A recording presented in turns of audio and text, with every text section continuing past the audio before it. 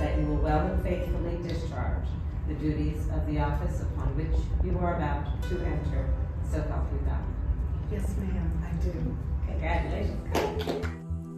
I came to Congress because my life has been shaped by the systems that either work or fail with real consequences.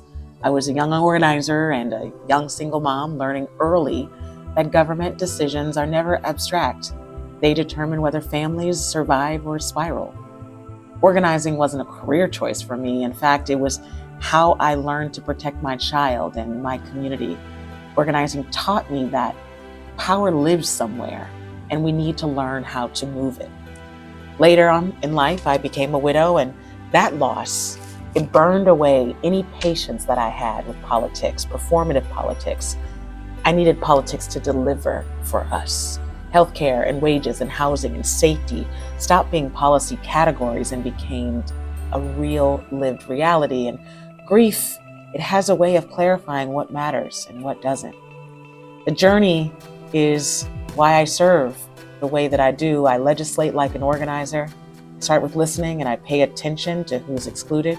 And I focus on the enforcement of outcomes, not applause lines. And I understand that laws only matter if they change people's daily lives. I came to Congress to interrupt cycles of neglect and inequality and to use this institution the way that it's supposed to be used to improve people's lives materially.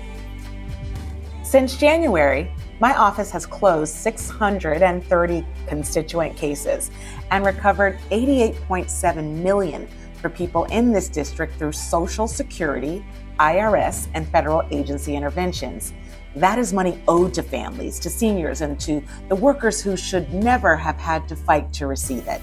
We have also helped to bring home $344 million in federal grants to the district to support infrastructure, healthcare, and public safety.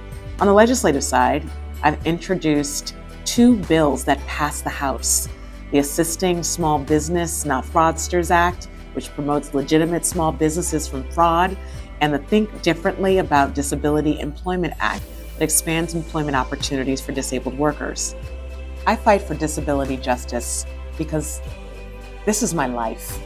I was born with low vision, and I know what it means to survive in an ableist society that treats access as optional. And so when politicians and this administration talks about dismantling the Department of Education or weakening healthcare, they are choosing to abandon disabled students and elders and families that are fighting to survive. We have seen this before, but history is unambiguous. Every time this country has turned toward repression and exclusion, people fought back and won. Jim Crow fell, segregation fell, political repression failed. Rights were not preserved by silence or moderation. They were preserved by our resistance. And so moving into next year, I am clear about my role. I will confront hatred in all of its forms. I will defend bodily autonomy and civil rights and constitutional democracy. I will center the people under attack and use every tool of this office to block harm and to deliver resources.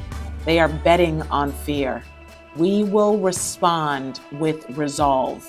We have beaten this hellfire before, and we will beat it again.